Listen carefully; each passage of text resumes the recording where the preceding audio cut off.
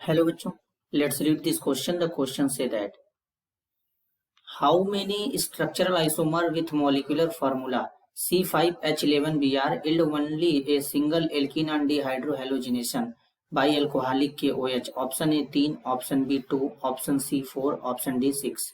बच्चों क्वेश्चन में हमसे बोला गया है कि C5H11Br है एक कंपाउंड जिसका मॉलिक्यूलर फार्मूला गिवन है, C5H11Br है। इसके कितने स्ट्रक्चरल आइसोमर बनेंगे, देन जब इसका डिहाइड्रोहैलोजिनेशन कराएंगे अल्कोहलिक KOH के थ्रू तो कितने ऐसे स्ट्रक्चरल आइसोमर होंगे जो सिंगल एल्कीन देंगे। तो सबसे पहले समझेंगे की कॉन्सेप्ट।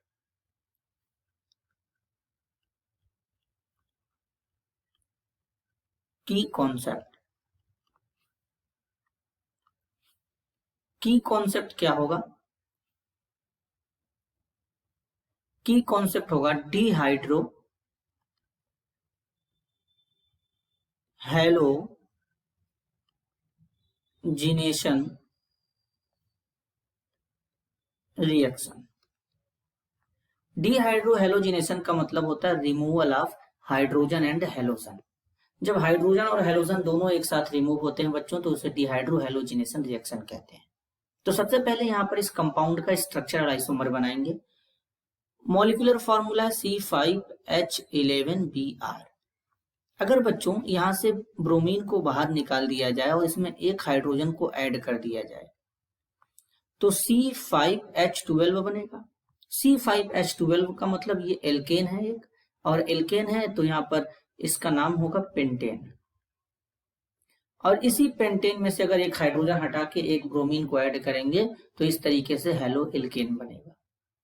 अब इसका स्ट्रक्चरल आइसोमर बनाना है तो सबसे पहले 5 कार्बन का एक चेन बनाते हैं। CH3 CH2 CH2 CH2 CH2 और यहां पर बच्चों लगा देंगे Br। तो 5 कार्बन का चेन हो गया 1 2 3 4 5। पहले कार्बन से ब्रोमीन जुड़ा है तो इसको लिखेंगे 1 ब्रोमो पेंटेन। ये पहला स्ट्रक्चर बनेगा।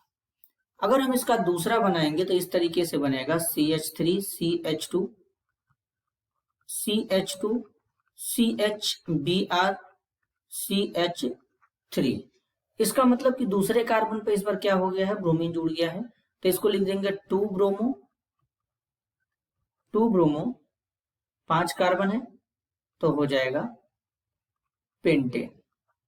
अब इसके तीसरे स्ट्रक्चर की ओर चलेंगे। तीसरा स्ट्रक्चर कैसे बनेगा? तीसरा स्ट्रक्चर बनाने के लिए बच्चों इस बार तीसरे कार्बन से ब्रोमीन को लगा देंगे तो कुछ इस तरीके से CH3 CH2 CHBr CH2 CH3 हो जाएगा। अब यहाँ पे तीसरे कार्बन से ब्रोमीन है तो 3 ब्रोमो पेंटेन यहाँ पे इस तरीके से ये बन जाएगा। इसके चौथे स्ट्रक्चर की ओर चलेंगे बच्चों तो चौथा स्ट्रक्चर कुछ इस तरीके से बनाएंगे CH3 CH CH3 यहाँ पे फिर हो जाएगा CH2 CH2। अब यहाँ पे 5 कार्बन हो गए इस कंपाउंड में टोटल 5 कार्बन हो गए और यहाँ पे लगा देंगे ब्रोमीन। अब हाइड्रोजन को सबसे कम नंबरिंग दिया जाता है तो यहाँ से 1 2 3 4 हो जाएगा। तीसरे कार्बन पे मिथाइल है, पहले कार्बन पे ब्रोमीन है बच्चों तो अल्फाबेटिकल ऑर्डर में नाम लिखेंगे तो पहले ब्रोमो लिखेंगे 1 ब्रोमो। हमको बताना पड़ेगा कि पहले कार्बन से है तो 1 ब्रोमो। तीसरे कार्बन पर मिथाइल है तो हमको ये भी बताना पड़ेगा तो इसके लिए 3 लगाएंगे, इसके बाद मिथाइल लिख देंगे और 4 कार्बन है तो बच्चों इसको लिख देंगे ब्यूटेन। अब अगर हम इसके 5वें स्ट्रक्चर की ओर चलें तो 5वां स्ट्रक्चर कैसे बनेगा? 5वां स्ट्रक्चर कुछ इस तरीके से बनेगा। यहाँ पे CH3, अब यहाँ पे CH लगा देंगे, देन यहाँ पे एक और CH3, फिर यहाँ पे CH, यहाँ पे ब्रोमीन लगा देंगे और यहाँ पे CH3 लगा देंगे। अब क्या है, पहला कार्बन, दूसरा कार्बन, तीसरा कार्बन, चौथा कार्बन। इस बार दूसरे कार्बन ब्रोमीन है तो क्या लिखेंगे 2 ब्रोमो। इसके बाद तीसरे पर मिथाइल है तो 3 मिथाइल हो जाएगा बच्चों। अब जैसा कि 4 कार्बन है, सिंगल बॉन्डेड है तो यहाँ पे ब्यूटेन हो जाएगा। नेक्स्ट इसके 6वें स्ट्रक्चर की तरफ चलेंगे तो 6वां स्ट्रक्चर कैसे बनेगा? CH3, यहाँ पे CH3 एक लगाएंगे, यहाँ पे CH2 CH3 हो जाएगा और इससे ब्रोमीन लगा देंगे। जैसा कि हेलोजन को कम नंबरिंग देंगे तो यहाँ से नंबरिंग 2 3 4। दूसरे कार्बन पे ब्रोमीन भी है और मिथाइल भी है, तो सबसे पहले अल्फाबेटिकल ऑर्डर में लिखेंगे तो 2 ब्रोमो हो जाएगा, फिर उसके बाद 2 मिथाइल हो जाएगा। अब 4 कार्बन है तो यहाँ पे क्या हो जाएगा, ब्यूटेन। इस तरीके से 4 कार्बन का ब्यूटेन लिख देंगे। अब यहाँ पे ये नेमिंग हो जाएगा,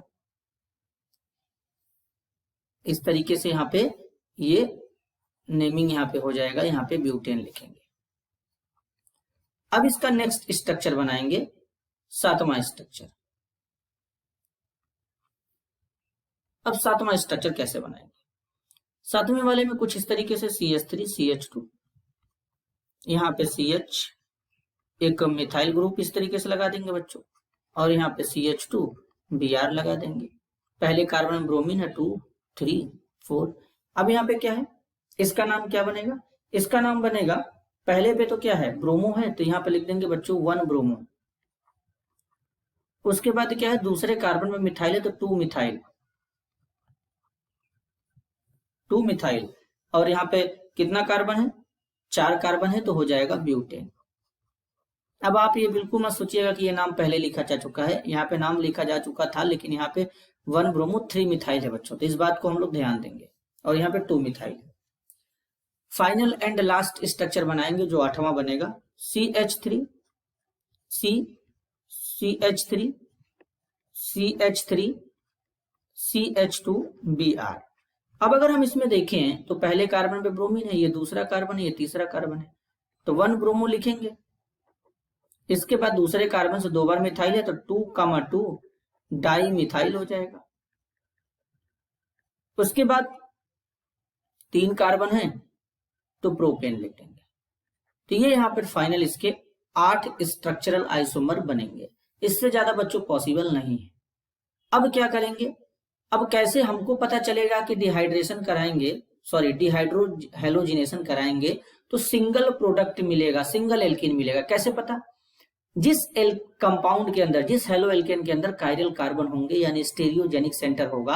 अब कायरल कार्बन क्या होते हैं ये समझते हैं, ऐसा कार्बन जिससे 4 डिफरेंट ग्रुप अटैच्ड होते हैं, A B C मान लेते हैं कुछ भी, और उस कार्बन का हाइब्रिडाइजेशन sp3 होगा, उस कार्बन को हम लोग कायरल कार्बन बोलेंगे। उसके लिए उस पर स्टेरिक मार्क बनाते हैं। क्या बनाते हैं, एस्टेरिक मार्क बनाते हैं। तो अगर कार्बन कायरल है यानी कंपाउंड कायरल होगा, और जब कंपाउंड कायरल होगा तो उसके जो एल्कीन बनेंगे वो 1 से ज्यादा बनेंगे। तो अब पहले वाले स्ट्रक्चर में हम देखें तो इस कार्बन से 2 हाइड्रोजन है 1 ब्रोमीन है, 2 ग्रुप तो डिफरेंट है, ये एक ए वाला एक ब्रोमीन वाला, लेकिन 2 हाइड्रोजन हो गए तो यहाँ पर कायरल कार्बन नहीं है। तो कायरल कार्बन नहीं है तो ये कैसा एल्कीन देगा, ये केवल और केवल सिंगल एल्कीन देगा, ये केवल और केवल सिंगल एल्कीन देगा।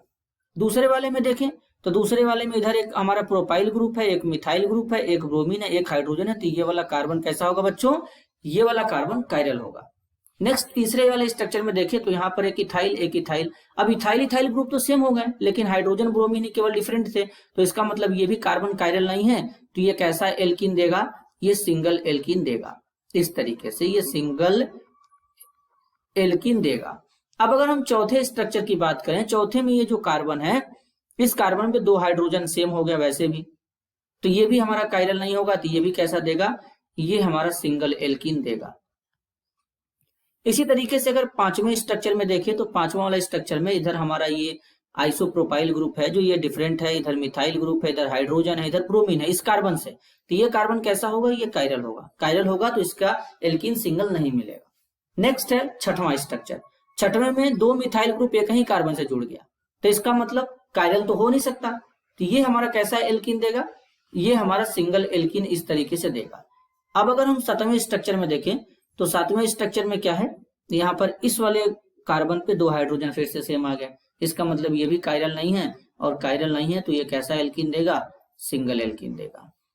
8वें स्ट्रक्चर में देखेंगे तो 8वें स्ट्रक्चर में भी यहाँ पे ये जो कार्बन इस पे 2 हाइड्रोजन सेम हो गए, तो ये भी हमारा कायरल नहीं है, तो ये कैसा देगा, सिंगल एल्कीन देगा। तो कितने ऐसे कंपाउंड है जो सिंगल एल्कीन दे सकते हैं, 1 2, इसके बाद यहाँ पे 3, एक 4 और ये 5 हो जाएगा, और इसके बाद एक 6, टोटल 6 हेलो एल्केन है जो सिंगल एल्कीन देंगे जब उनको ट्रीट करेंगे एल्कोहलिक के OH के साथ। तो अब जरा इनका एक रिएक्शन भी देख लेते हैं। जैसे इनमें से कोई भी कंपाउंड ले सकते हैं। जैसे बच्चों यहाँ पे क्या करेंगे, ये वाला ले लेते हैं 7वां वाले स्ट्रक्चर को। अगर यहाँ पे CH3 है, CH2 है, CH है, CH3 है और यहाँ पे CH2 है, Br है, इसको एल्कोहलिक के OH के साथ ट्रीट करेंगे तो यहाँ पर एलिमिनेशन रिएक्शन होगा। यहाँ से ब्रोमीन, इस कार्बन को अल्फा कार्बन बोलेंगे, इस पे ये बीटा कार्बन है, बीटा कार्बन से ये वाला हाइड्रोजन जो है बीटा हाइड्रोजन एलिमिनेट हो जाएगा। तो यहाँ पर CH3, CH2, CH3 double bond CH2, इस तरीके से यहाँ पर एक सिंगल एल्कीन मिलेगा। तो टोटल यहाँ पर इसी तरीके से एलिमिनेशन होगा तो सिंगल एल्कीन मिलेगा जिसके पास कायरल कार्बन नहीं होगा। तो टोटल कितने ऐसे हेलो एल्कीन थे जो सिंगल एल्कीन देंगे, वो है 6। तो इस क्वेश्चन के लिए करेक्ट आंसर होगा option D. This is your answer. I hope you understood it well. All the best.